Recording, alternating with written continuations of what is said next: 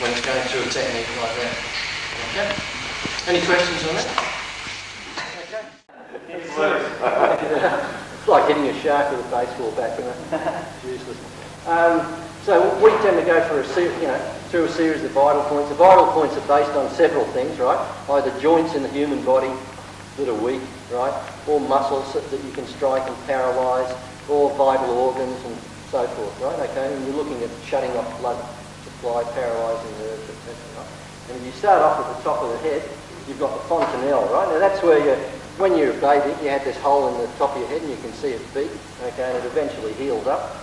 Okay, but it's still useful in some ways, sort of bang, slam, things like that. Okay, and a good hit in there, of course, will cause unconsciousness and stuff. Right?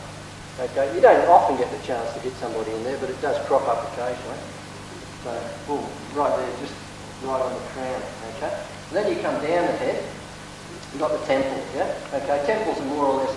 Again, it looks a bit, if you see it on a skull, it looks like a sort of a crack in the skull with a couple of cross pieces, right? They can be depressed. They've got, vessels under there carrying blood supply to different parts of the brain. And, if you're striking it or regardless of what you're using, you can cause unconsciousness and even death, okay? Right? You come down here to the bridge of the nose. If you strike somebody in the bridge of the nose, bang or whatever, you'll break a lot of blood vessels. Give him 2 black eyes, face swells up like a, pumpkin, and he can't see real well, right? So that's a fairly good spot.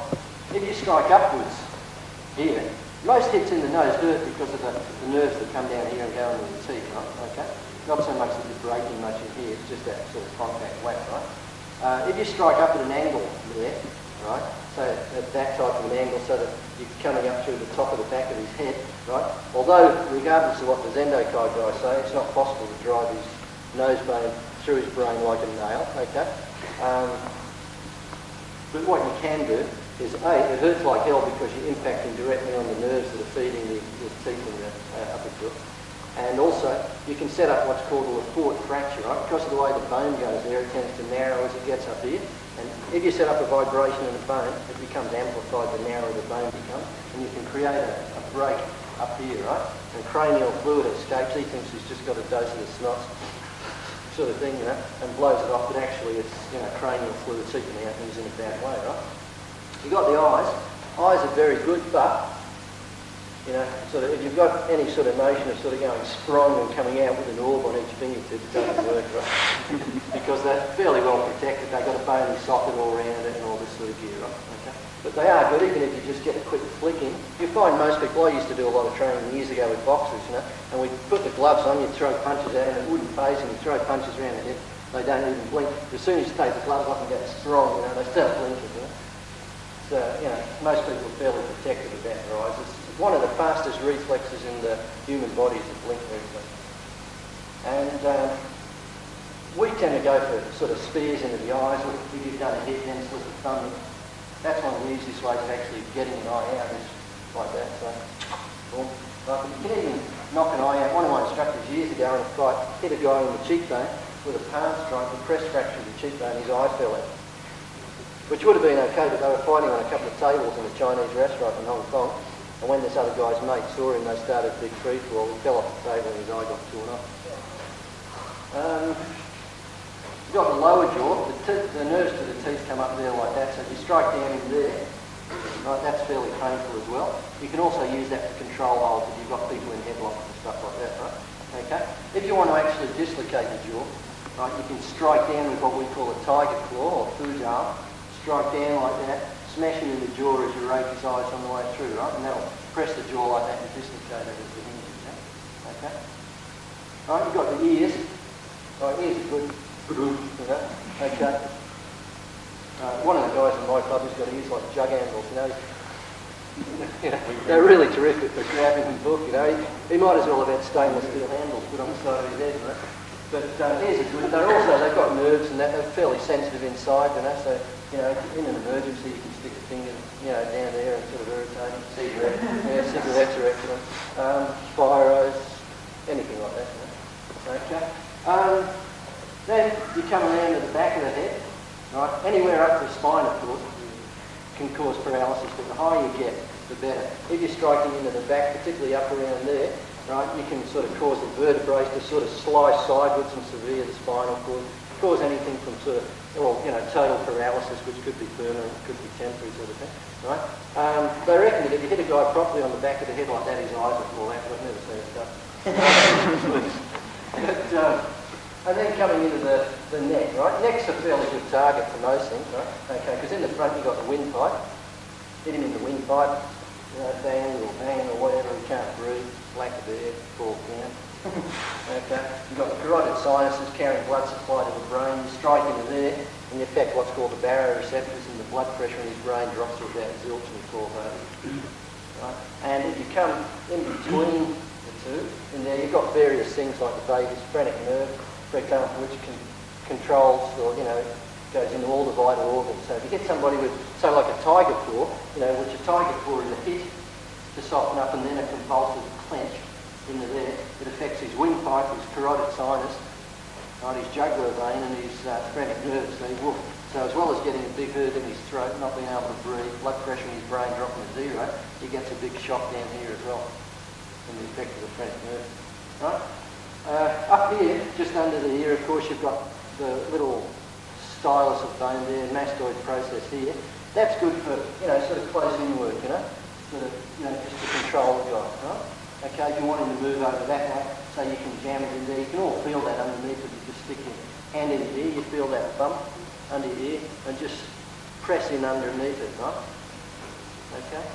And that's fairly painful, you know, particularly if you do it sort of really forcefully. We do it a lot in sort of when you're going into a grappling situation. You want somebody to move over that way, you just shove them over that way and they usually go. So. And then you come down the body to the trapezius muscle, that's this muscle that comes out to the shoulder there, right? Okay, you can strike into that and cause paralysis, but there's also a nerve point that's just under the surface there, right? You come into the trapezius and sort of go clench like that and miss it, right? But you've just got to go in really shallowly like that, you know? You just pinch it, right? Because it's very close to the surface, right? So if you go in really deep, you miss it completely, right? Okay. You've got the collarbone, right? Okay, if you hit somebody there, yeah, you know what the collarbone does, it supports the shoulder more or less, you know, hit it there, the weight of the arm, drags it down, you can't punch it, can't block, right? Which is really handy. And it's very easy to break, right? You can break the collarbone with, say, 12 pounds force. A few years ago in Adelaide, I was teaching police officers how to use battens, you know, because they were just going into that. You know? And I was sort of, you know, sort of pokes and strikes into the collarbone and stuff, you know, pointed the shoulder to, you know, paralyse. And one of them was just holding his back and sort of going like that, just testing his mate's collarbone, right? And just tapping it like that, you know. Then you've got your sternum down here, right? That's sort of the knitted breastbone. You get hit in there, it doesn't do a lot except you can't breathe real good. You get a good side kick or, you know, back kick, something like that in the sternum, you're not going to be moving around really freely, you know. Okay. Then just under here, of course, pectoral nerve in there, which you use again in control situations, right? If, for example, you want to, say, off-balance somebody, so you throw them, you know, in judo they've got a jacket, they grab your ear and they, you know, sort of take over that. What we do is go in and clench into the pectoral nerve and into the trapezius, and he starts moving over that way. So then you can take him down and do really half off-balance. Okay? And it's good in some situations, in grappling situations, you come up and quick, you know, bang into there, and he'll sort of shine away with his hole or whatever. Then you come down into the xiphoid process, or a lot of people call your solar plexus, just at the bottom of the breastbone. That controls your diaphragm. Good hit in there, good kick in there. Paralyse the diaphragm, he doesn't breathe. You know, and it's either permanent or temporary, depending on how hard you hit. But the good thing about, you know, say solar plexus hits is when you hit him, he's psychologically, he's not sure whether he is going to start breathing. So quite down to it. They tend to sort of go and fall down, you know. So it's a fairly good spot, you know, particularly for sharp objects, you know, like elbows and stuff like that. You don't need a lot of weight behind an elbow strike to the solar plexus. Or if you've got reasonable finger strength, you know, the guys are expecting you whack, you know, into the fingertips or, you know, palms, kicks, etc. You know. Okay? Then you're coming down around the body. You've got the heart, of course, but the heart's fairly tough, right? It's pumping all day. It's probably the toughest muscle in the human body. So unless it's got something wrong with it, a hit, you know, above the heart or under the heart, it's not going to do much except make you feel maybe a little bit queasy, right? If he's got a bad heart, you go like that, and might drop dead, you might get deep shit. Then around here, you've got the viscera, you know, the various vital organs. You've got the spleen, liver, pancreas, gallbladder, all sorts of stuff jammed in there, stomach, 28 foot of intestines and bowels, and, you know, all sorts of gear, right? Which you've all got in their place. Now, a lot of you have heard about the Chinese, the delayed death touch and all this sort of gear, right? You know, DIMMAC, right? Okay, all that DIMMAC is based on, right, is the fact that you're striking in the vital organs and you affect them. Now, when you hit a vital organ, it might be days before the effect turns up. You might hit somebody in the spleen, rupture his spleen, right? He's not necessarily going to collapse on the spot, right? If you hit somebody in the spleen and he gets immediate pain, it's probably because you've broken a rib, it's not because of the effect on the spleen. The effect on the spleen might show up for 3 or 4 days, right? The same with the liver and stuff. And all they do, you know, all these vital organs are responsible for either, say in the liver's case, it's detoxification. If you damage the liver, you virtually create artificial hepatitis, you know, and that can take a bit of time to set in, right? And then, you know, a few days, a few weeks later, he starts getting problems, right? Okay. Spleen, gallbladder, pancreas, they're all producing various, you know, enzymes, you know, acids, alkalis, etc. to help in the digestive process. If you damage, say, one of them and body acids get out, they start digesting from the inside out, right? Because while they're in the stomach, they're fairly safe. While they're outside of the stomach, eating away the rest of your body, right, they're not very safe. And those sort of symptoms don't show up right away. You don't know you've got them until your whole body becomes really hard and inflated, you know. It's almost like you're being sort of pressurised. And by then, you're in a lot of trouble, right? Unless you're very close to a really good hospital, you know. The stomach itself is fairly strong, but you can rupture it. And again, whatever's in there gets out. It's not designed to be on the outside of the stomach. So you get internal organs being eaten away, you get poisoning from foodstuffs that are in there. Right, same thing with the intestines, large and small intestines. They've got the waste products gradually being processed until they're ready to come out. Right? Anything gets ruptured in there, and you get fecal matter coming out in the body cavity, you've got peritonitis. Right? Okay. Then you come down to the groin, you've got the inguinal fold there, right, coming down to the groin itself. It's got a couple of nerves in it, which is okay for close in work, you know. Sort of like, you know, if you're too close to hit somebody or knee or anything like that, you can down in there and then usually move back away from it, that leaves his groin open, you know, or open to a knee or something like that. Like in bear hugs, if he's going to bear hug you, I mean, you know, he's going to have his arms around. You might be too close to that, but if you're damaging the knee, you can take it away, and that'll give you room to get your knee over, right? You've got the groin itself, okay, good target. Well, it's pretty hard to toughen it up. You toughen up your guts and a few other things, but you can't do much better test. Well, not many people try. Okay, but, the most effective strike into the groin, of course, is a rising one, because it squashes the testicles against the pelvic bone, which is understandably painful. And very inconvenient because you end up with large flat testicles which are hard to fit into underpants after. But we usually go for a grab and a clench when we're hitting into the groin. Okay, we do use close fist lines, but most of our palm techniques are sort of automatic clench afterwards. Okay, just take your mind off things while you're hitting it something else. Then on the back of the torso, of course, anywhere up and down the spine. The higher up the spine you get, the more damage you're going to cause as far as balance goes. You've got the kidneys, right? Good hit in the kidneys is really painful. It's probably as painful as a hit in the groin, but it lasts longer. Right, you're turning a claret for maybe 6 months in the birth, you know, sort of thing. And you've got the coccyx, which is the sort of vestigial tailbone from when we used to be apes. You know, some of us it's more developed than others. But all that's good for is if you're lucky enough to be able to sneak up behind someone. And that's pretty painful when he sits down afterwards, you know. And then you've got the arms, right? Or close to the body. If you strike up there, as I said, you've got your pectoral nerve there, right? But if you strike up there at that junction, if you feel up under your armpit, you feel a big bulge, right? Okay, in the joint. And you've got all sorts of nerves running around that, you know, it's like a ganglion. And if you strike up there with that, or even a good heel kick or anything like that, you'll paralyse that arm and part of that side of his body, okay? You've got things like the, you know, lat muscle there, that's also got nerve points in it as well, that you can clench in. And again, they use mainly front balancing and, you know, giving somebody a bit of a shock in a, you know, hold release situation. You know? And then you've got the arms themselves, right? Okay, the limbs work on antagonistic muscular action, right? Your bicep contracts and your arm goes like that. You tricep contracts and your arm goes like that. So if one of them's not working, right, you can't use it really well. You paralyse a guy's bicep, he might be able to go like that, but he can't sort of pull in for any decent sort of a hit. You paralyse his tricep, he might get his arm in there and he can't straighten it up again. So his arm's fairly useless, right? Okay? And then you've got the elbow, very complicated joint, and you can break an elbow with that type of technique, a scissor technique or something like that, with about 35 to 40 pounds of force, which is not a lot, right? An average guy around about black belt can develop 150 pounds or thereabouts with a hand strike, and 2.5 times that with a leg. Right? So you see you've got a fair amount of overkill, if you want to break an elbow or dislocate an elbow. Right? Scissor action is good, a book like that, because it's not sort of going in. It's pretty hard to do it like that because his arm just moves out of the way. Okay? Very complicated joint. Once you've had a stuffed elbow, it's like a bad knee. You've got a lot of trouble with it. Usually lasts a lifetime. Right? And around the elbow, of course, coming down here, you've got, say, the funny bone just in there. Right? That's okay when you're putting holes on and stuff like that, so, because it'll relax it, and then you can turn it into a hole, right? Okay? And there's a nerve that runs just over there, radial, it comes down, right?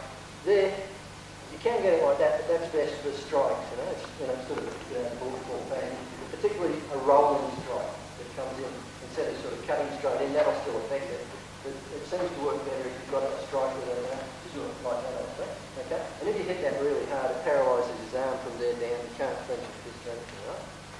And that comes down there, and it surfaces just as the thumb comes into there. Okay? Right, now there's also a nerve point there that's useful for treating headaches and stuff like that as well, right? Some of these nerve points, that one down there is good for nausea and some types of headaches. This one in here is good for other types of headaches. Okay, and you've got the wrist, right? Wrists, of course, dislocations, there are several ways you can sort of put wrist locks on, right? Okay, most of them are aimed at dislocating the wrist, yeah? Okay, there are nerves in the wrist, but they're not all that easy to get at, right? For example, if I go in there and, press my finger, all he gets is mild pressure, right? He feels the pressure and that's it, so, but there's a nerve under there, but until you sort of roll the arm, right? If you tend to roll it, it tends to bring the nerve up against the bone, and then it hurts, right? But it doesn't hurt when I just press directly, mild pressure, right? Okay? And then you come down to the hand. All these little bones in the middle there are quite easily broken. Okay? Again, in bear hug, someone's got you in a bear hug, smash your knuckle into there, and it usually causes him enough pain to make him, release his grip a bit. Yeah? And then you've got fingers, okay? Snap, crack, and pop. You can dislocate and break them. I used to recommend fighting, but I've gone off that since the age scare back in there. But, dislocations and that are quite good. And finger locks like that. I mean, you've got a guy like that with a little finger lock, right? And little fingers go real easily, and he knows that. And he knows that he stumbles or trips or sneezes or something like that, you're going to break his little finger off. Right? When your little finger's broken up and it's hanging up there, you can't punch people with your hand. So right away you've reduced his potential. But most of them are okay like that. You can separate them like that. Bend them back and dislocate them. And thumbs and stuff like that, so you can hold them in there. Or you can even put pressure on thumbs, by folding them in like that. Or you can either fold them in so you're travelling up in that direction, or you can fold that knuckle in so you're pressing it down there, right? And they come in handy sometimes in some sort of grappling situation, right? Okay? Then you've got the leg, right? Okay? Leg's just like a big arm, right? Except instead of going that way, it goes that way. Same sort of basic, same sort of muscle structure, right? You've got quadriceps and, you've got biceps galore, okay? One makes your leg go like that, the other one makes your leg go like that, right? Paralyse either of them, the leg doesn't work, yeah? Okay? And, this is where things like thigh kicks come in and form. You find that when you go into thigh kicks, it's most effective, instead of coming in horizontally, you drive up slightly, right? In the hand quadriceps has a much better effect than a straight horizontal. Okay? The knee joint itself, again, knee's like an elbow, very complicated joint. Right? If he's got a lock leg and you're kicking in like that, you can break a knee with 65 to 75 pounds force, right? Which isn't a lot, it's about half of what you can develop with a really good hand strike. So you've got the potential with your hands alone to break any joint, any bone in the human body almost, right? apart from the large thigh bone and femur. Okay, coming around the knee, of course you can rip the kneecap off with different, like rising kicks especially, coming up this like that. Thrust kicks into the knee either from the side or from the back, of course. If you thrust kick into the back of the knee and keep it going, then his leg tends to fold up around your foot. You can pop all the limbs and ligaments and so forth in there, right? Then you've got shin. Shin's a sort of a funny bone, very close to the surface, really good for kicking and stuff. Okay. And it is pretty painful, really good kicking the shin. It's really excellent. Particularly if you've got hard sole shoes on. When it's really good, you're going to kick and then break down and bring your foot down into the small bones here on the top of the foot. Right? Okay? And you've got the calf muscle. Right? Now, around the back of the leg here, you see the calf muscle there, right? If you're doing, for example, like if you're frontal and you're doing thigh kicks, it's best to, drive up slightly, right? But if you're sort of slightly side on, you've got a guy who might fight in the ball stance or something like that, right? Just pop your kick down like that.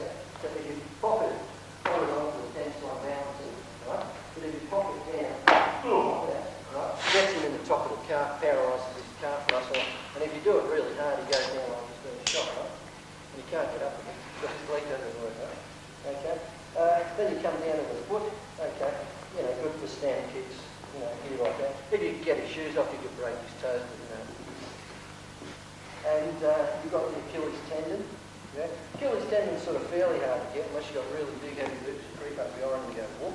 Or unless he's already down on the deck and he's gone down, say like that, right? And you're really spiteful, right? You can come and go strong like that. And his Achilles tendon breaks and can't probably break through it. And when your Achilles tendon breaks, it's just like a little roller blind. Just sort of goes, ends up about there. You've got to slit your leg over and pull it down and stitch it up and put you in a plastic cart for 6 or 7 weeks. Fairly healthy while it's all happening. Okay? But there's another system of vital points overlaid on top of that, which is based on what we call spot hitting, acupuncture points and all that sort of stuff. But they're not as useful for most general self-defense situations, right? And they rely on really, sort of spot accuracy, right? It's no good sort of coming in and going like that. You've got to go boom and getting exactly there or exactly there. But for most people, it's just not working. You've been training for 40, 50 or whatever, and you've got a large degree of control, you can do it. But in actual fact, you don't need that system. Okay? Anybody got any queries on any of that?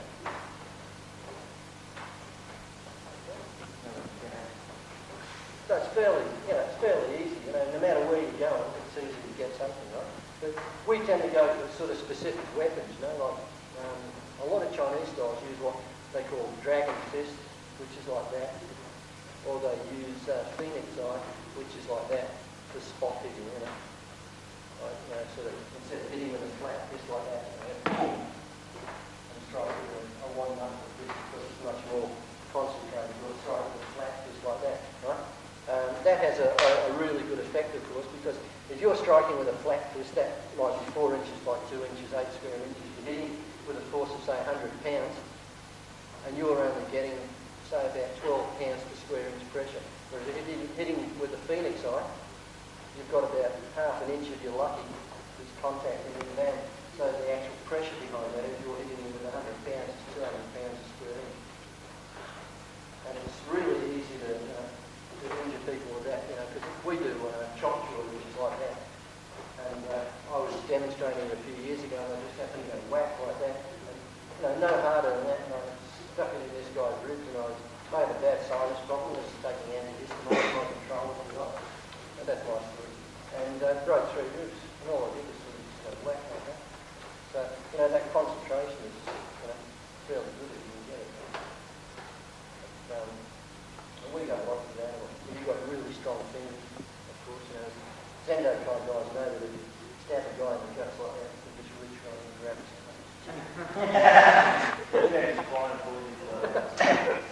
turn him inside out. Okay. What I thought we might do now is do something on...